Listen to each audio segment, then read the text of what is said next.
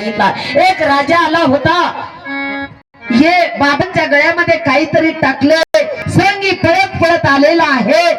त्या श्रमिक मुनीकडे पाहिलं, गळ्यामध्ये मेलेला साप सरंगीने पाहिला। या सरंगीला राग आला, माझे वडील भगवंताचं नामस्मरण करत बसले असताना कुणी ही कृत्य केलं असेल, मेलेला साप कुणी गळ्यामध्ये टाकला असेल। ज्याने हा साप टाकला 7 दिवसामध्ये हाच तक्षक त्याला दंश करेल आणि 7 दिवसामध्ये मरेल। शाप दिला महाराज, शाप दिला हो साधूचा शाप। त्यावेळेस खरोखर होत होता, शाप लागला राजाला। राजा तसाच दुखेने व्याकुळ होऊन घराकडे जातो आहे। डोक्यावरचा मुकुट खाली काढला, राजा मनामध्ये विचार करतो आहे, माझ्या हातून काय घडलं? एक तपस्वी आहे, अरण्यामध्ये बसलेला आहे, भगवंताचं नाम स्मरण करत असताना हे कुणी घडवलं? ज्या सोन्यानं कृत्य केलं महाराज। बघा, जरासंध वाईट होता, त्या जरासंधाचा मुकुट परीक्षिती राजाने घातला आणि त्याचा परिणाम हा झाला महाराज। बघा, विचार करतो आहे का झालं माझं असं।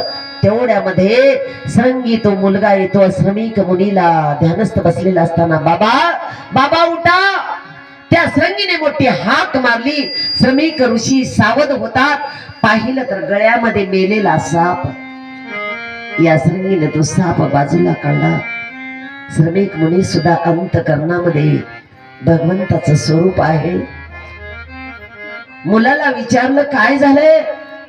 त्या सरंगीने सांगितलं तर कुणीतरी असेल, एक राजा घोडेस्वार होता, त्याने हा मेलेला साप तुमच्या गळ्यामध्ये टाकला। बाबा तुम्ही घाबरू नका, मी त्यांना शाप दिलाय। का दिला रे बाळा शाप?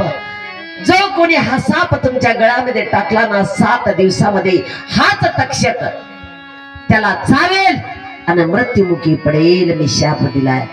या श्रमिक मुनीने अंतकरणामध्ये विचार केला, अंतर्ध्यानामध्ये जातात, कुणी हा साप टाकला तर पांडवाचा वंशज परीक्षिती राजा। दुःख वाटायला सुरुवात केलं, बाळा एवढा शाप का दिला तू? अरे तो पांडवाचा सहकारी आहे, पांडवाचा नातू आहे परीक्षिती राजा। हे जे जग आहे, ही प्रजा जे आहे, त्याच्या जीवावर चालते रे। एवढा मोठा शाप तू का दिला?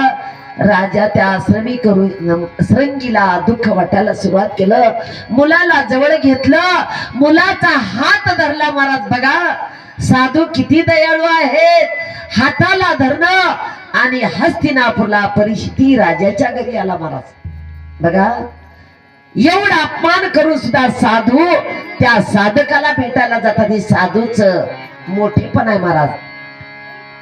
परीक्षिती राजा समोर बसलेला आहे। या श्रमिक मुनीने सांगितलं, मला माफ करा, माझा मुलगा लहान आहे, शाप दिला, मी आता काही करू शकत नाही। त्यावेळेस परीक्षिती राजाने सांगितलं, यामध्ये तुमचा काही गुन्हा नाही, गुन्हा माझ्या हातून घडलेला आहे, गुन्हा झालेला आहे, या गुन्ह्याचं प्रायश्चित्त मला भोगायचं आहे। बघा गुन्हा सुद्धा केला तर मी केलाय म्हणून भाष्य द्यावं महाराज।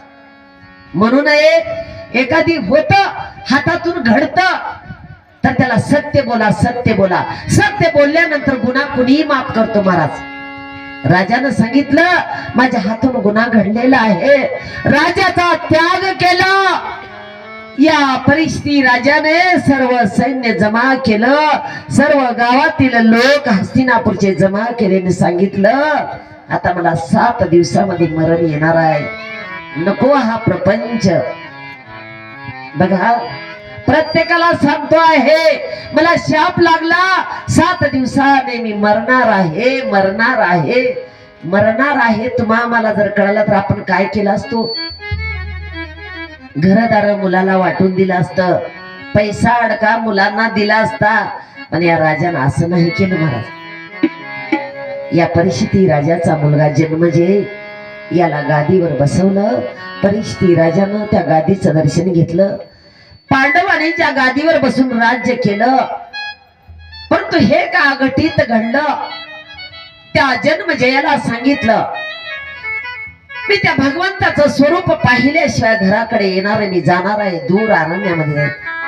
निघाला परीक्षिती राजा प्रत्येकाला विचारतो आहे, सांगा 7 दिवसांनी मला मरण येणार आहे, याच्यावर उपाय सांगा, कुणीतरी सांगा.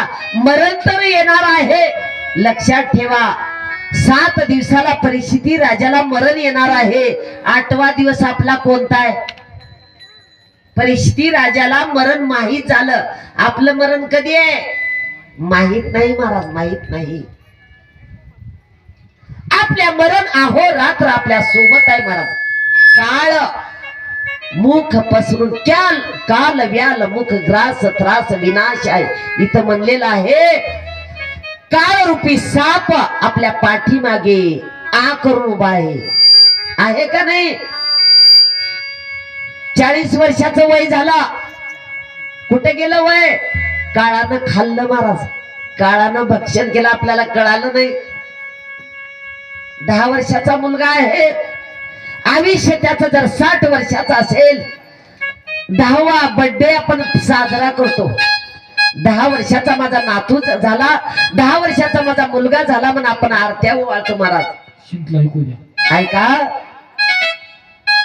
मोठा नाही झाला महाराज. 60 वर्षामधले 10 वर्ष काळानं खाल्ले. लक्षात ठेवा, गणित तुम्हा मला कळत नाही. आज आपण म्हणतो मला 50 वर्ष झाले, मला 40 वर्ष झालं. ताई, आपलं आयुष्य काळानं खाल्लं. आपल्याला कळालं का? आयुष्य जात आहे पहा, काळाचं पळत सेवा, तोही गोरे महा, राणी रहस्या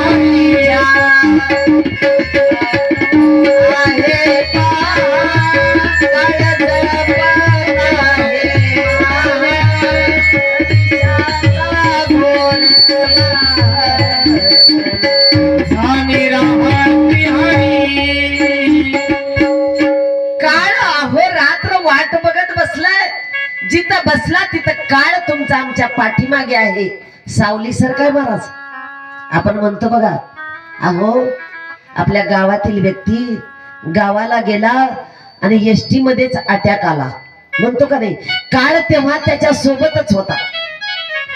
आपण बसलात ना, काळ तुमच्या आमच्या पाठीमागे बसलाय. सावली सर काय महाराज आपल्या पाठीमागे. आपलं आयुष्य एक एक दिवस, एक एक तास, खडी खडी वाटयाती पाहे, खडी खडी वाटयाती पाहे, अजून किती आहे अवकाश, अजून किती आहे अवकाश.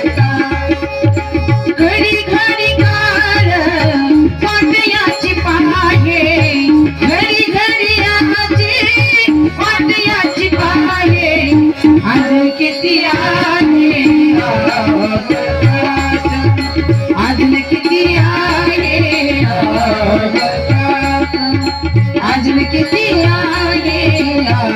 हा काळ अहोरात्र तुमच्या आमच्या पाठीशी लागलेला आहे. त्याच्यासाठी जगद्गुरु संत तुकोबराय मामाला म्हणतात, क्षणोक्षणी हाची करावा विचार. कोणता क्षण मरणाचा आहे कुणाला माहित आहे?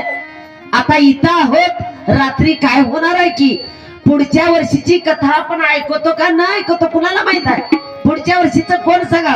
म्हणून सतर्क राहायचं महाराज, सतर्क राहायचं.